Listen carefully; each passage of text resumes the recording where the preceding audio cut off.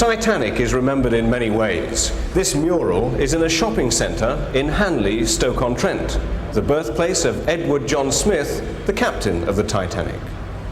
There have been many maritime disasters, but somehow there's something special about the Titanic.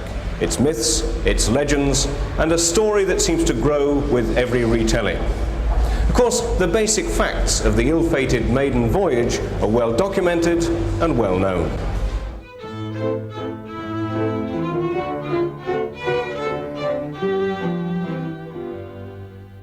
The White Star liner Titanic, the largest ship of her day, left Southampton on her maiden voyage on April the 10th, 1912, with 1,308 passengers and 898 crew.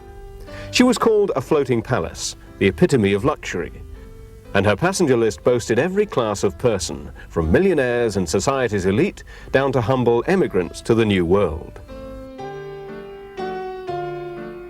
But the hopes and lives of many were cut short when she collided with an iceberg and sank in the early hours of April 15th. The Cunard liner Carpathia was first on the scene by early morning to pick up those people, mainly women and children, still alive in the lifeboats, and to take them on to New York. There were 705 survivors. There were two inquiries into the disaster. The American inquiry put the blame on J. Bruce Ismay, managing director of the White Star Line, the high speed, and the lack of enough lifeboats. The British inquiry blamed the speed, lack of lifeboats, and Captain Edward John Smith. After the sinking, transatlantic liners travelled further south to avoid the ice, travelled slower, and carried lifeboats sufficient for all on board. A recent inquiry blamed the captain of the Californian, only 19 miles from the Titanic, for failing to respond to the Titanic's distress rockets and attempt to rescue, even though it accepted that she couldn't have arrived before the Carpathia because of intervening ice. So, the Titanic is still news, and still controversial. But her story goes beyond the mere facts. It's the myths, the legends, the personal memories and associations which are just as much a part of her story.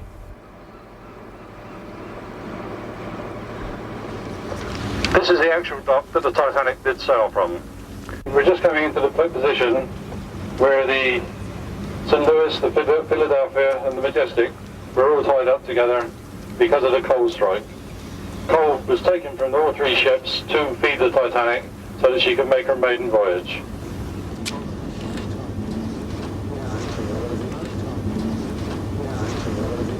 With that red and white box on the quay, that's just about where the bow of the Titanic would have been.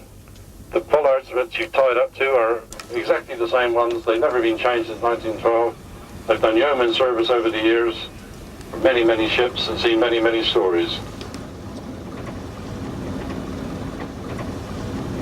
So at 12 o'clock, April the 10th, 1912, this is where the Titanic would have slipped her ropes, tugs would have gathered her up and taken her straight out to sea. As you know, she had a little mishap on the way, which I'll explain when we get near her. Well, for the first time for probably many years, not only did Southampton Maritime Museum have many of their rare items on view, private collectors came along and included family memorabilia, telegrams which we didn't even know existed, have now been seen today. Yesterday we had a very, very satisfactory and a very large crowd. In fact, it exceeded our expectations. I think there must have been something like 2,000 people passed through for those few hours, and they were able to see items which they may never ever see. So really, it's a once in a lifetime experience. Well, 80 years, of course, is fantastic, you know, and the weather-wise is super. So it's been a weekend to remember. It's lovely weather down here in Southampton. We've just done a cruise around the original harbour where the Titanic sailed from. We've been in the Maritime Museum, and there's about 150 members here from all over the world. We've really enjoyed this weekend. I'm really glad we came now, and I'm glad we joined the society too. I don't think anybody ever expected the numbers that have come today. I certainly didn't. I didn't even realise there was a society, so I plan to join now. So. It's incredible that anything is remembered after 80 years, and there is a definite affection, feeling about the Titanic. It's a story that's growing year by year, and you've only got to look at our convention this year to see the popularity of it, the fascination with this ship, with the luxury, the period, and after 80 years, it's nice that people can get together and meet as friends and talk about a subject like this.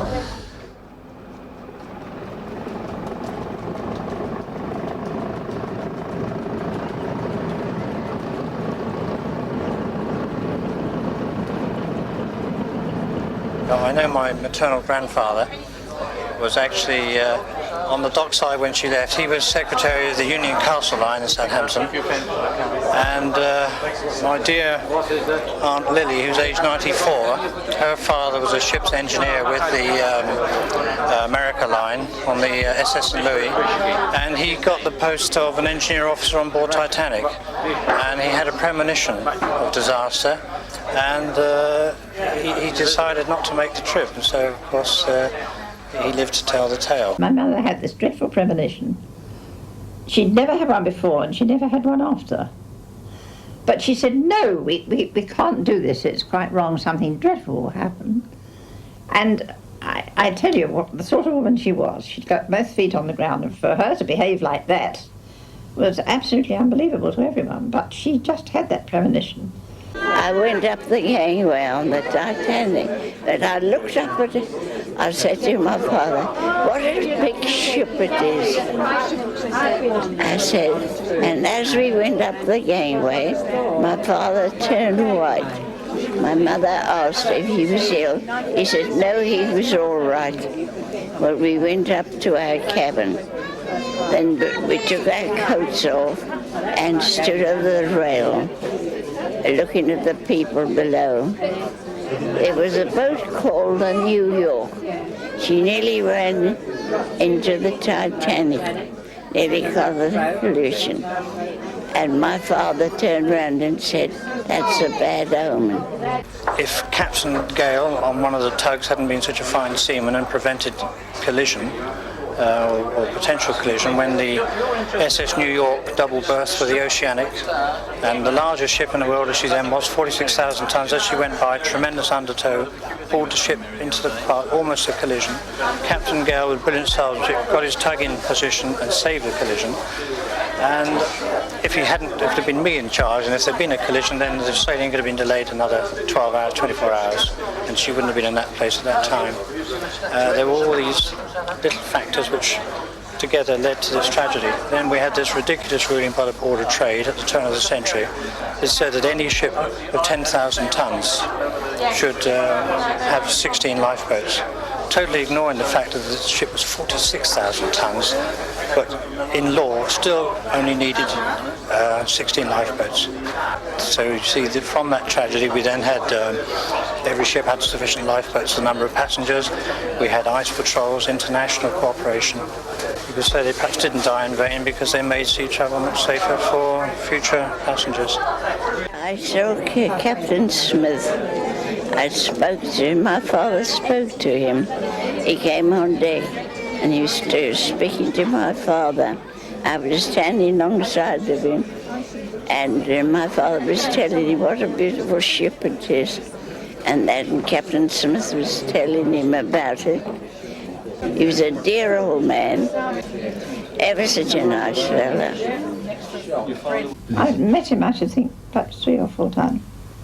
I only remember that my father spoke to him several times, and a couple of times I was with my father, and he took us somewhere. I'm quite sure it wasn't the bridge, but he took us somewhere which was where passengers didn't normally go. But I, of course, wasn't a bit interested at 7 years of age. But he was very nice, I remember that, and he greatly admired a doll I had. He was very nice to me. On April the 14th, the Titanic received ice warnings through the day and evening over the telegraph, but continued at virtually full speed, 21 knots.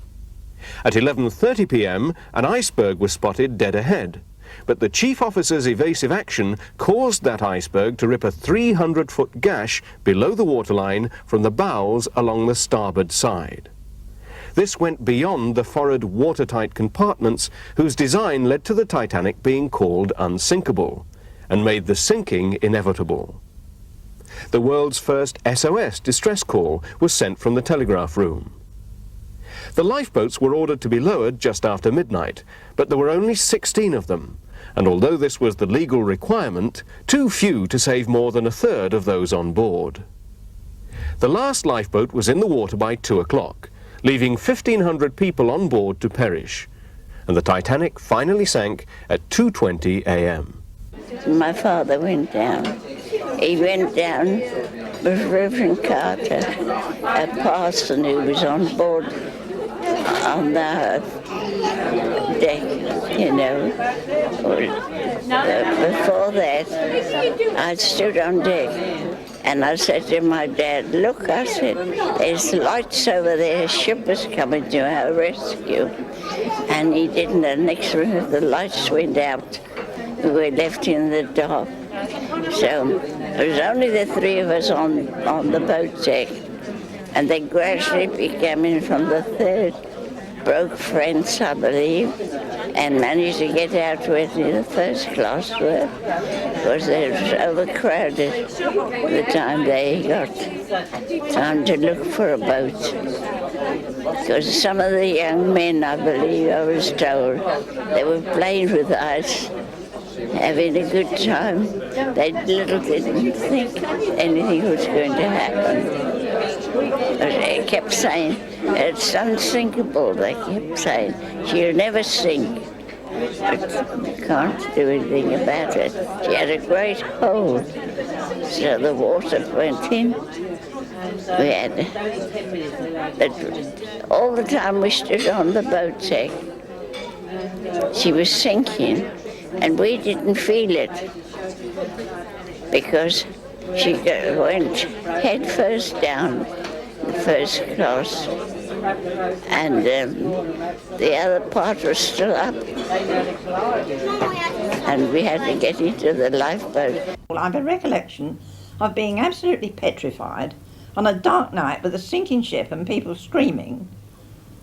There wasn't any panic until the lifeboats left, and then there was panic galore. We were down on the ocean. We could hear them running about on the decks and screaming. You can imagine people came up from their cabin, went onto the deck, no lifeboat, tearing around the other side. That's when the panic was there. There wasn't any panic at the time I got to the lifeboat because there weren't enough people up there.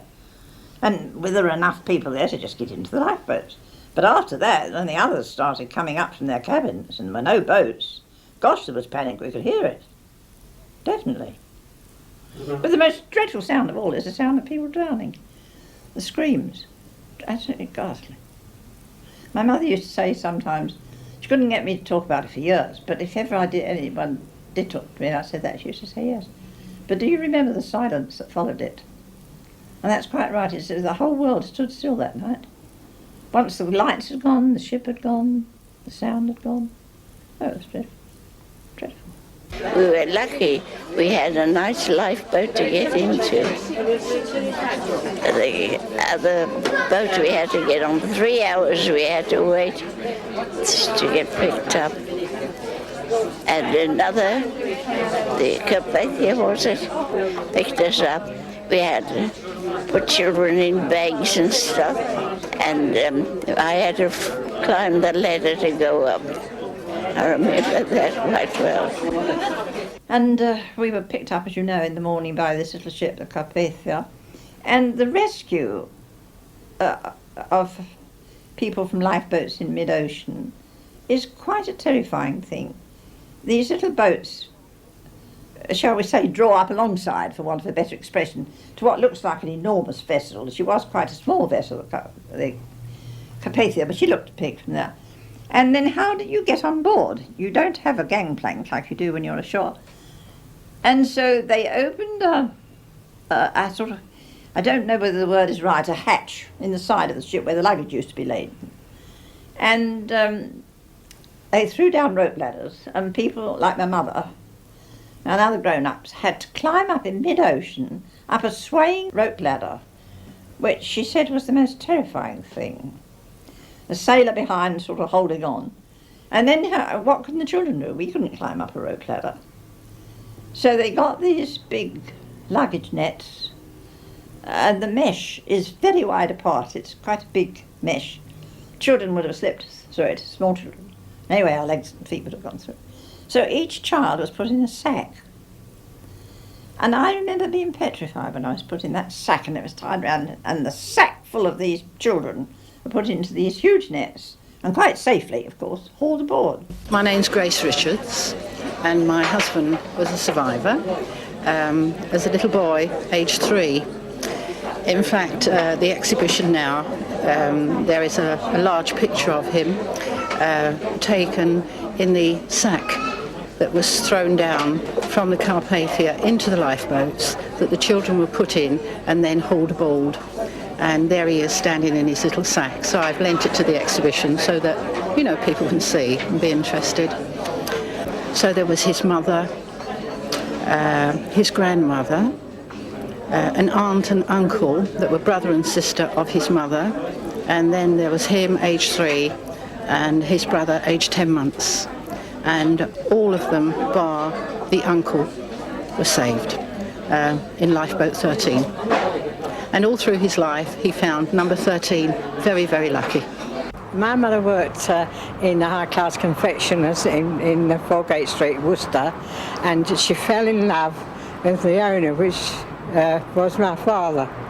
And my father was married and lived in the Malvern shop, over the Malvern shop, and they decided to make a life in another world in San Francisco, California. And so he sold the 2 shops in Worcester, one in Bank Street, one in Foregate Street. He sold the 2 shops in Birmingham, and he gave the shop in Malvern to his wife, and quite a sum of money because he was nearly a millionaire. And they went on the Titanic, to make matters worse, an assumed name of Marshall. How, I don't know, because I'm from the passport office in London and I don't quite know how that's happened. And of course my father went down with the boat. My mother was saved, and she was on the last lifeboat, number 13, and she was in the water in the boat 8 hours, and the Carpathia picked them up. Well, my father was a chief steward on there, and he came off on the last lifeboat. We've been showing telegrams, you know, some from America to say that he was safe, others from Plymouth to say that they'd arrived there, and keys to the Veranda Cafe. I'm the niece of a survivor who was crossing on the Titanic at the age of 19. She was going to work in America as a secretary. And I'm not sure which lifeboat she was actually in, but the family story goes that just as they were leaving, a baby was thrown into her arms, and she looked after the baby until they were rescued by the Carpathia. And I'm not sure how true this is, but it seems that the baby had lost both parents and was due to inherit a great fortune. And when they got to America, the other relatives of the child didn't want to know it. My grandfather went down on it, and I was told this as a boy in the town where I came from, Poole, Dorset, that he went down. His name was Shannon. He came from Queenstown, County Cork, which is now called Cove. When I inquired into his place on the boat, on the passenger list, there was no name of Shannon. Last year I went back to Poole. My uncle told me he changed his name to Leonard, L. Leonard. And I lost my grandfather on the Titanic. He was a fireman on board, and his name was Charles Middlecombe. He was originally born in Leicester, and there was a recession in the early part of the century, and he came to Southampton to seek work in the dockyard. His first job was a labourer in the dockyard. I don't know, there's a lorry driver or something like that he was. And then he signed on board the Titanic, but he forged his age to get onto the ships because he wasn't old enough. And then he lost his life at sea with it. He went down on board. And I believe he was working down below when it went down. He hadn't got a chance of being saved. And his son, which is my dad, he was on the Olympic. Well, I told you yesterday that many Southampton people have relatives on the Titanic. Well, I've just been passed a little note now from our captain, who says that his uncle, Tom Knowles, sailed on the Titanic and happily survived. He was on the liner Mexican, which was a passenger and cargo ship, and he left to join the Titanic. He was a chief stoker, and what he did was the dockhead jump, which in 1912 meant that you came down with all your gear, sat alongside the gangplank and just hoped, that there was going to be a place for you on the ship if the members of the crew that had been engaged didn't turn up. In this case, somebody didn't turn up, so he went and sailed on the Titanic. His wife didn't even know that he'd sailed on her until after she had sunk. Captain Smith, Edward Smith. He was a great uncle. Because of course my mother knew him very well, and we heard all about him being children. So of course right from being children we've always been very interested. My husband's right in the key position on the front there with his cine camera. I'm here because my husband is very keen on the Titanic and the story, and so I come along with him to enjoy the weekend here. And this is a very historic moment, isn't it? My name's Colin Westland Garnett, which I'm afraid is rather a mouthful, and we are from northeast Aberdeenshire. My uncle, James Fraser, was the third engineer on the Titanic. The significance between Aberdeenshire and Southampton is that the family, as families did, living together in those days, all moved down in 1908. My grandfather was masterman and he was sailing out of Malaysia. So when James joined the White Star, the whole family came into Southampton, you see. He was brought across from New York specially, as you know. To get onto the Titanic was a very prestigious situation. And he was brought back specially for this. They were all, I understand, overqualified. Now, the astonishing to me, I mean, this is obviously not only a bit of history, very significant history, it's also very much a bit of family history, as you'll appreciate. James Fraser, the third engineer on the Titanic, he went down at the age of 29. 30 years later, his son, with the same name, the same age, was torpedoed on convoy duty and went down almost at the identical situation, the identical position in the Atlantic. I find this quite remarkable. My name is Martin, my middle name is Lightoller, final name is Smith, and Commander Lightoller was my mother's second cousin. In other words, it was her father's brother. And I did meet him. I was very young at the time, and I've always followed the story. I've always been interested in it. I've passed the name on to my young son as well as his middle name. And I think the thing that I remember most was the method of his survival, because he was a Christian Scientist. My mother is a Christian Scientist, and the belief of the Christian Science is that your body is above your spirit. And when the Titanic went down, he was apparently sucked. He jumped overboard as it slid down. He was apparently sucked towards the funnel, and as the water reached the engines, so it created an enormous explosion, it blew him out. And he was in those waters for 20 minutes or so before he was rescued. And he puts down his survival to this belief in Christian science, and he was able to float, his body, able to float above the water and ignore the pain. So that's one of the things I do remember most. I have something in common with a couple of people here, that I'm also a survivor of another shipwreck, which was the Herald of Free Enterprise, with a loss of life, 193.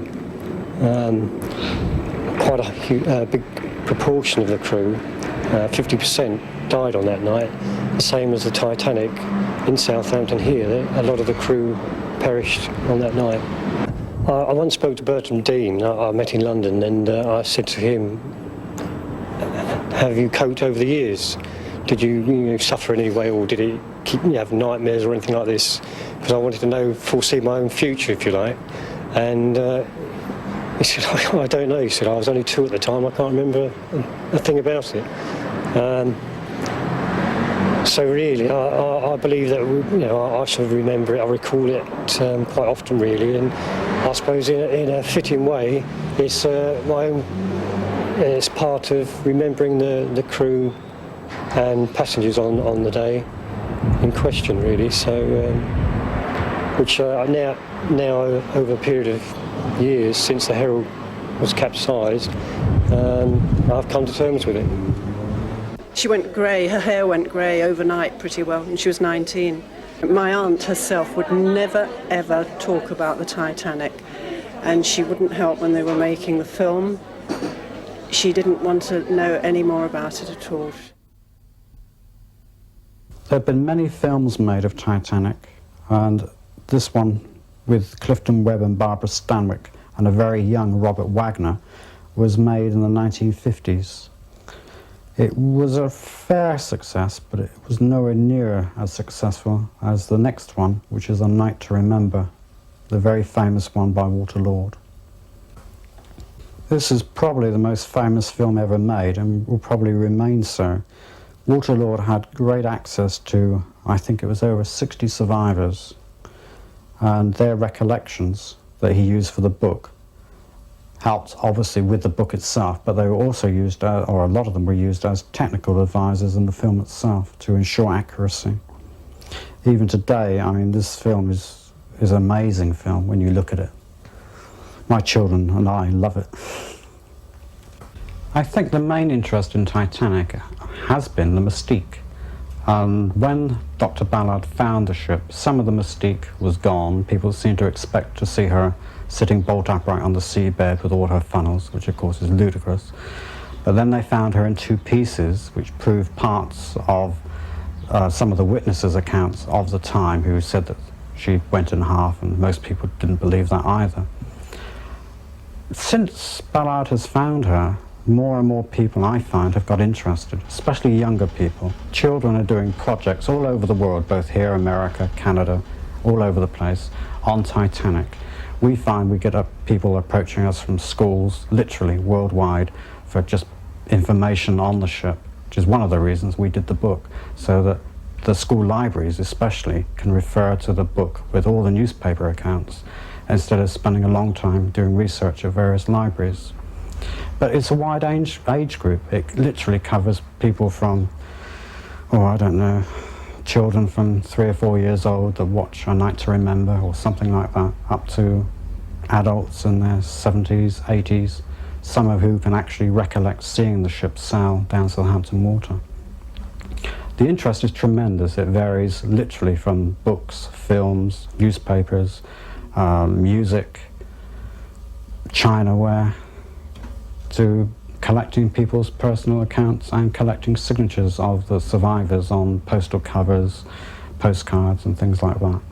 The interest has grown so much over the last few years that there are one specialist auctioneer in London who have annually a Titanic sale, and that creates tremendous interest, a lot of media attention as well.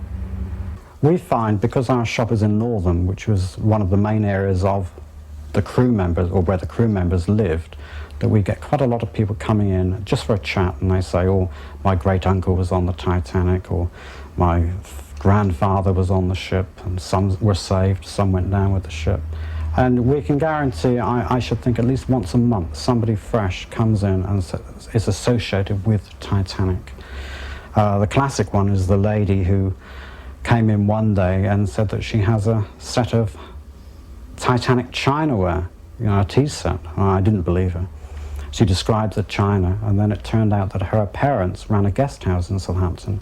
Some of the Titanic's crew, especially the petty officers and officers, were billeted with various families or hotels and places like that. And the second steward, in this case, took the family on a tour of the ship. The mother commented about how nice the china was, and just before Titanic sailed, a box arrived with the tea service.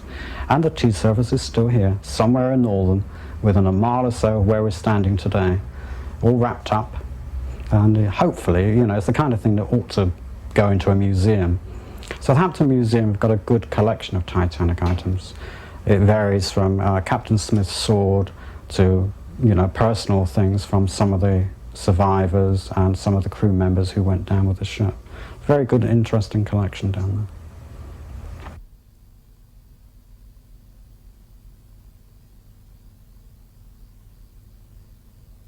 The watch.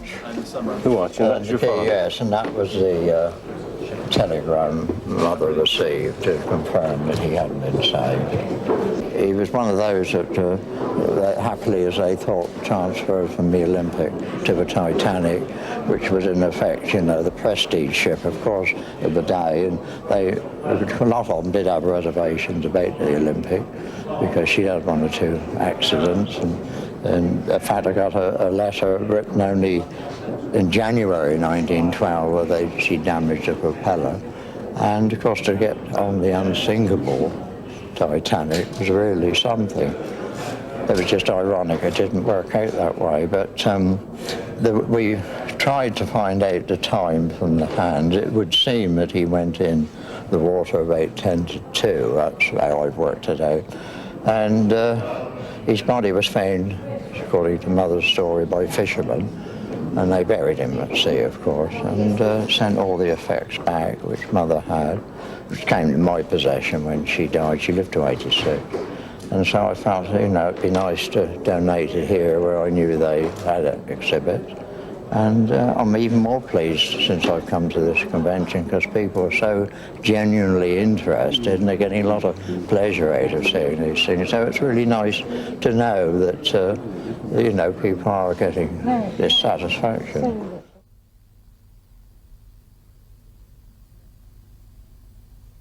They tend to want something actually from the ship, which is virtually impossible. Now, although Titanic was in port for a few days, she wasn't open to the public. There weren't tours around here like there were a lot of the ships. So most of the stuff that has come off the ship has been pinched by crew members or VIPs. You know, they go on board for a souvenir, exactly the same as they do on Kiwi2 or Canberra these days, and they come off with a menu or, you know, something like that, or a box of matches. And those are the things that are actually genuinely from the ship. But of course, a lot of the stuff is just stamped White Star Line. So, you know, you can't always prove the provenance of it. But the majority of people just want some small memento. So that's one reason why a local company has had the enterprise to make some special commemorative souvenirs. I can remember the sister ship Olympic, of course, as a small boy, being taken down to the pier at Southampton, watching these magnificent liners coming up Southampton water. And I think, you know, it all started from that, and the fascination of the story and the tragedy, and how it deeply affects Southampton, where, of course, I was born. And so 10 years ago, on the 70th anniversary, I actually commissioned Lawrence Bagley, a very famous watercolourist, to commission a painting to commemorate the 70th anniversary. A lot of the people collect postcards, and again, the original Titanic ones are quite expensive. We've had a couple made, limited edition ones of our own, but there are a lot on the market that have been reproduced from original photographs. The Ulster Folk Museum in Belfast, they did quite a good selection. One of the things a lot of people like are pictures of Titanic. Now, in 1912, just after she sank, the entrepreneurs turned out all kinds of prints. This particular one is a 1912 print. Although it says a Titanic, ostensibly it's Olympic. The two ships were virtually identical, but the promenade deck on Titanic was enclosed. The entrepreneurs at the time didn't realize, or didn't particularly bother, that when you looked at a ship broadside, the two of them were very slightly different. So they tended to use Olympic on nearly all the Titanic items, apart from the original photographs. This is a hand-tinted print of her, designed to be sold probably for about 3 or 4 pence in old money, not the modern money. Just to raise money for themselves, usually. Some were sold on behalf of the relief funds, but these particular ones were purely commercial.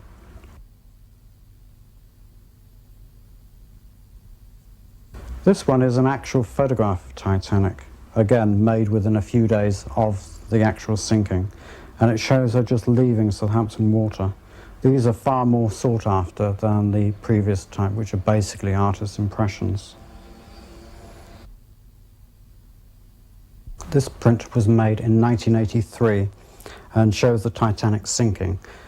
The artist, Chris Major, has a little bit of license showing the ice floes which weren't around at the time. Superb print and has been used as a jigsaw puzzle and a book jacket as well. Coming up to date, this one by Simon Fisher shows Titanic just leaving Southampton. Simon also has done another Titanic at Queenstown, Lusitania, Queen Mary, Queen Elizabeth, and a couple of other more modern ships. But this one is superb. It really gives an idea of the size of the ship. This print is by Ken Marshall, the noted American marine artist. As far as I'm concerned, it's the most stunning print of Titanic that's ever been done. It shows her with all her power and grace going at full speed, which is between 21 and 22 knots through the Atlantic. I like the way she sits out the water. She sits proud. She sits nice and high. The funnels are nice and high, and that's exactly how a ship of this magnitude. It gives the magnitude of the ship in the water, and it does, I think, portray the ship well. I've seen many paintings of the Titanic, and I've yet to see a stern painting of the Titanic be portrayed so well. I'm Joyce Watson from Leicester, and my grandson James is the one who's interested, and I've done the painting for him for his 15th birthday, which is next Friday, Good Friday. These are some of that's one of his drawings, and these are some pictures that he's done on computer. Well, what these are, computer drawn images, which is done with a mouse, which is like a hand-controlled thing. And you move it around and it creates the image on the screen. A lot of drawings, very, very interested in it. And I think it's rubbed off on me. I've become as interested as he had. I've worked in Southampton shipyard all my working life, and I'm very interested in the history of the old liners. And most of the pictures I've got today come from Southampton, and they're all to do with ship repair and collisions of the White Star Line. These photographs are taken by Max Mills, the Southampton photographer, and they're taken at Ocean Terminal from where the Titanic sailed, and they were taken after she came back from the Isle of Wight. She had a collision with the cruiser, HMS Hawke, and as you can see, the damage was quite severe, and this actually fated the Titanic because the ship had to go back to Belfast for repairs, and this took approximately 4 weeks, and during that time the men had to leave the Titanic work and go on to the Olympic, and this caused a delay in the sailing of the Titanic, which should have been in March, but it was delayed until April, and the rest is history. That was caused the damage. My interest in the Titanic is general, really, but increased by my brother junking this particular 10-inch 78 record at a car boot sale. And I realised that we had something of great value. And we played it several times. Thank goodness I had a 78 deck. And then just let it rest. It was the cry of the ship going down. Sheet music was the popular entertainment of the time. Although they had 78 RPM records, music was much more affordable and many more people could use it. As far as we know, there are about 40 different pieces of sheet music relating to Titanic.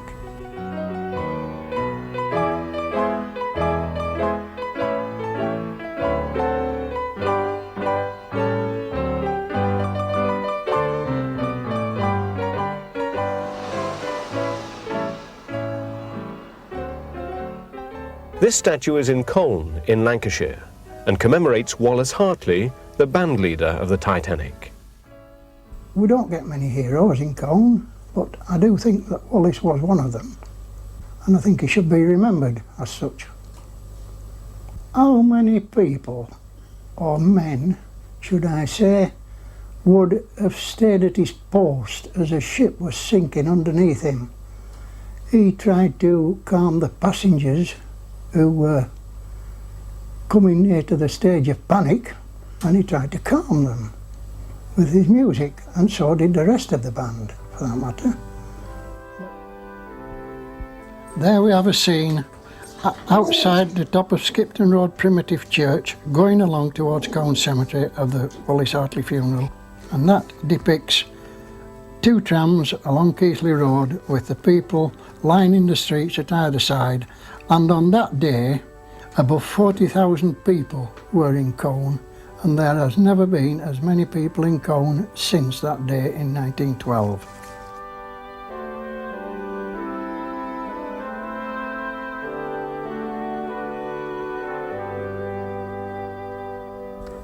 This is rather an interesting violin. It was made about 300 yards up the road from here, up in Colne, by Seth Lancaster, who was a friend of Wallace Hartley's and commemorates the musicians on the Titanic.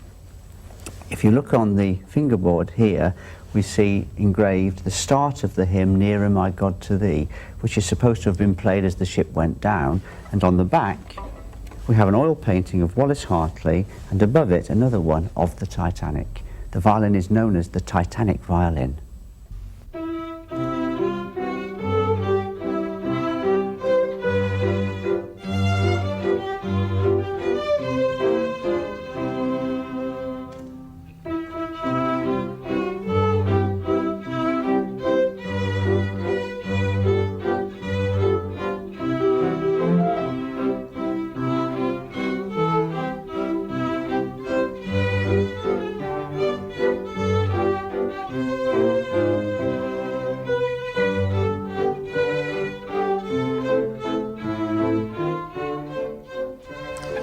This is number 92 Greenfield Road, Colne, the house where Wallace Hartley was born on the 2nd of June 1878.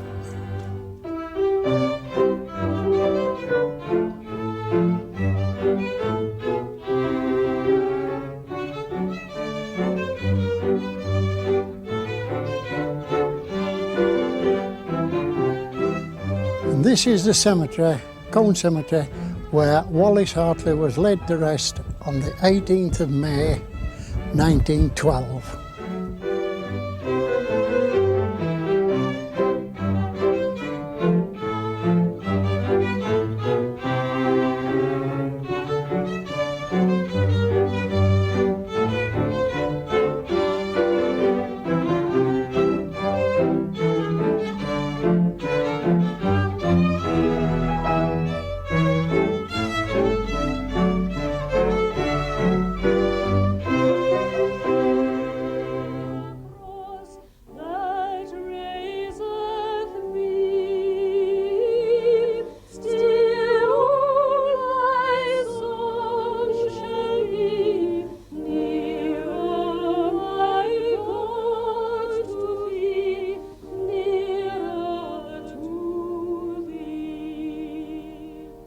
This is the hymn service for Sunday, April the 21st, 1912, for the loss of the White Star liner Titanic in Southampton. Most of the big churches around here tended to have a special memorial service, as did the larger churches like St. Paul's in London and a lot of the other big ones in different cities. The loss of life for the crew was unbelievable. It was very, very high. This is the memorial to the crew of the Titanic, and it was put up by the widows, the mothers and the friends of the men who died. Now, it hadn't used to be here. It used to be out in the open in Southampton Common, but unfortunately it got vandalised and they brought it here to the grounds of Holyrood Church in Southampton for safekeeping. Now, the urn that you see here has been replaced, but one of the good things about this is when they cleaned it up, the detail of the ship, of the Titanic, up at the top, was revealed in spectacular detail. As I thought about commemorating such an event, while I recognize the interest that you all have in this ship and the events surrounding her launch, her voyage, and her sinking. As rector of this city, one of the first things that I learnt when I came here was that here in my parish, in the section of the city known as Northam, there wasn't a single family who didn't lose somebody in that accident. And so when I began to think about what we're doing here today, I remembered the sorrow and the grief of this city. And I reflect that in a seafaring community, it is always well known that no ship is unsinkable, and the great adventure of travel and trade is not without cost.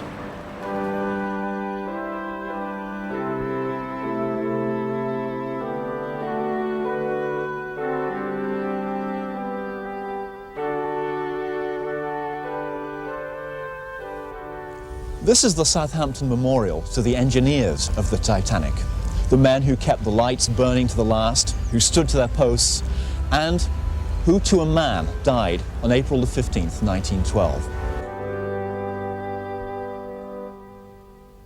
I'd like to tell you about this particular brochure.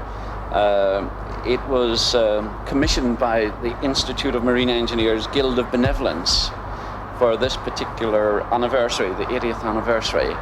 Now, the Guild of Benevolence is probably the only sort of direct link of any charity with the Titanic.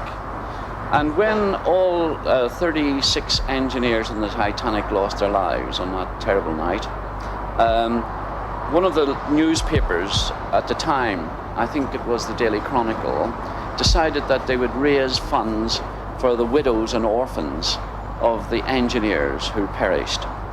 And of course, newspapers cannot continually do this, they have other things to do. And they asked the Institute of Marine Engineers, would they kindly take the whole thing on? So for 80 years, our institute has been helping all the dependents of not only the Titanic, but the ones that followed on. And we are very proud of this tradition. It is a wonderful, wonderful tradition. If it hadn't been for the engineers, there would have been no lights all the period after, the iceberg and things like that. And they kept the lights, for example, in particular, and not only lights, but other services going. Can you imagine the panic that would have existed if all those lights had been out on that ship? And all those people, they wouldn't have known how to get out of the bowels of the ship. That had been, it had been dreadful. So I think the engineers, they did an absolute marvelous job. It's a dramatic event. It affected nearly everybody's lives, particularly here in Southampton, as well as Belfast and Liverpool and London. And I feel that all these events, which wouldn't have happened probably if the ship had been 15 seconds later or 15 seconds earlier, would never have occurred. I mean, the lookout man eventually committed suicide. There were people who ran away to start new lives in America. All this makes a story. So with the 1,500 people who perished, you have 1,500 stories, and those who remained, they have stories to tell. Well, although I've never had my father, and I never knew what he looked like, I've always loved him. And it was the Worcester Evening News. There was a picture of 3 men that lived in Worcestershire that went down on the Titanic, and one of those was my father. And I was 78 years. When I was looking through it, I was looking at my dad, and I said, and I couldn't stop crying. I couldn't read for crying. I was glad I had my lunch first, and I'd gone 78 years and didn't know what he looked like. Well, I'm impressed, very impressed by the younger generation, most impressed. I think it's just the whole story of the Titanic, that she was the best or the greatest, the famous liner of the world. And so it's the 80th anniversary, so we came here to celebrate it. and to talk, to introduce ourselves, ask questions, talk to people, to the survivors. I find it fascinating how they found it and the ship, how it is at the moment, and I just went straight into the history. I asked questions and I went to see people, wrote to people, and I got letters from Dr. Ballard and some of the survivors, and I just got into it from then. I'm interested in all the ifs and the buts and things. If it had have gone on time, if the Olympic and the Hawke hadn't collided, it would have gone on time. If the Titanic had collided with the New York, it would have stopped her on time. If Captain Smith hadn't gone so fast, or if this ship, which was in the area, had turned on the wireless and found out. I like all the ifs and buts and all the mystique about it. It's just really fascinating. There's just some kind of a hidden aspect of it that's really addictive, and once you're interested, you can't get away from it, and there's no kind of like verbal explanation for what it is. It's just there, and you can't get away from it once you know it. I'm interested in the mysteries connected with the Titanic, and also on the technical side of the ship and of the people. It was the end of an era, the Victorian era. I also think perhaps it was the start of an era as well. They introduced new shipping rules and regulations. I think it was a start and an end. It was a symbol of the era, of the luxury, the lifestyle. It was a plaything for the rich. And man was so safe, so secure and so sure of himself. And that's why the Titanic disaster caused the shock and the ripple across the world that it did. Nothing else has ever equaled it. And all that building, all that work, and in one night she was gone. And it will never happen again. The world will never see the like again of the Titanic. What does remain to give us an impression of the luxury and importance of this great ship? This is Alnwick in Northumberland, England, and this is the White Swan Hotel. It contains the complete first-class lounge from the Titanic's sister ship, Olympic, and gives us probably the best remaining impression of the Titanic's luxury. The first-class lounge was on Promenade Deck A. A contemporary writer said it was a noble apartment in the Louis XV style, the details being taken from the palace at Versailles. Here, passengers will indulge in reading, conversation, cards, tea drinking, and other social intercourse. The room has a length of 59 feet and a breadth of 63 feet, and a height of no less than 12 feet 3 inches. The walls are decorated with finely carved boiseries in which, without interfering with the symmetry of the whole, the fancy of the carver has shown itself in ever-varying detail.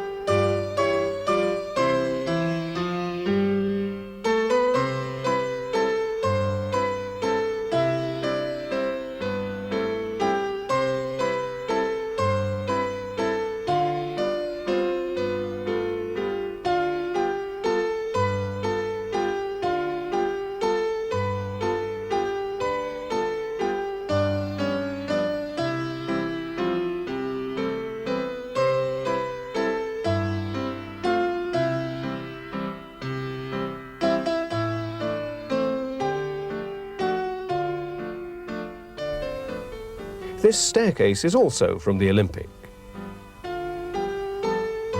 And even the hotel's revolving door.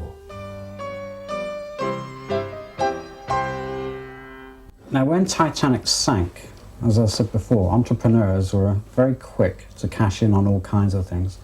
Now, this is a so-called Titanic rivet. It's actually engraved on the top, SS Titanic 1911, lost 14th of April 1912. Now the gentleman I bought this from, who was an antique dealer, his father bought it for him, and his father was a survivor of Titanic. I didn't know this until I'd sent the cheque off, and he phoned up to acknowledge the cheque, and I just happened to say, where did it come from? And it turned out his father actually was a survivor. We have the name, and it checks up with the crew list. So presumably he just bought it to remind himself of how lucky he was to escape. When Titanic sailed, most of her facilities were free, except for things like the Turkish or electric bath. This is an actual ticket from the Titanic to admit the bearer to the baths for 4 shillings, which is 20p, or $1 US. Going down to 3rd class, this is what we think is a butter pat. It's not from Titanic, but it's identical to those used on Titanic. 3rd class china usually was very poor quality. This is almost like an earthenware. And the same with this coffee pot. Rather large, probably 3rd class, because the 1st class ones would have been much smaller and much neater. And in all probability, a lot of them were china. But a very nice piece again, same date. Now this beautiful, I think it's a soup tureen, or a sauce tureen, with its ladle, all stamped white star line. It isn't from Titanic, but it is actually dated 1910. So the odds are, well, in fact we know that these were identical to those actually used on the ship. Now this turquoise pattern cup and saucer, these here, actually came from Titanic. They were taken off Titanic during her stay in Southampton by a visitor. I won't say a crew member, I don't know who took it off. But anyway, these two are actually date marked with the Titanic's batch number, as is this piece here. This piece also was taken off. Unfortunately, we haven't seen the cup for it.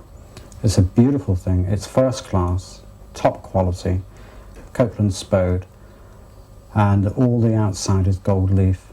These items, the same pattern as these items, were retrieved from the bottom of the sea when the French did the dive on her in 1987.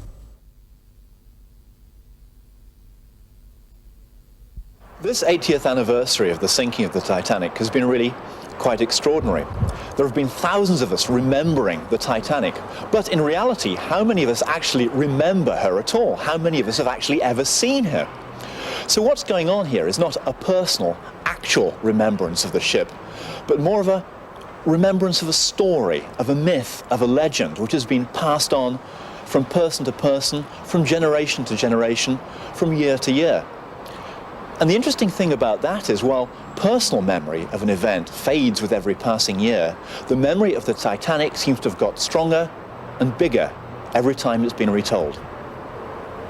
We've come down here to participate, take part in this convention, to take part, as I say, in a bit of history, but to remember it all.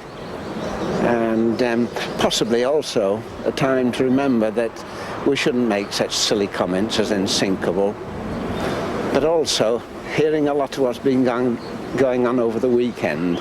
Perhaps it's high time we stopped looking for someone to blame. We don't want any more mudraking, any more fault finding, and perhaps we don't want the Titanic disturbing anymore, do you think?